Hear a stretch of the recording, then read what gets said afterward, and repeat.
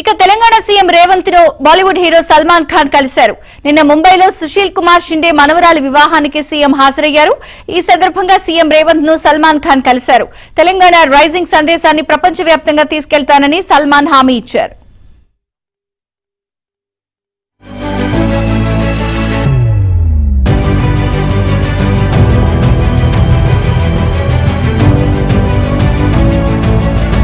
రేవంత్ ను సల్మాన్ ఖాన్ కలిశారు. తెలంగాణ రైజింగ్ సందేశాన్ని ప్రపంచవ్యాప్తంగా తీసుకెళ్తానని సల్మాన్ హామీ ఇచ్చారు.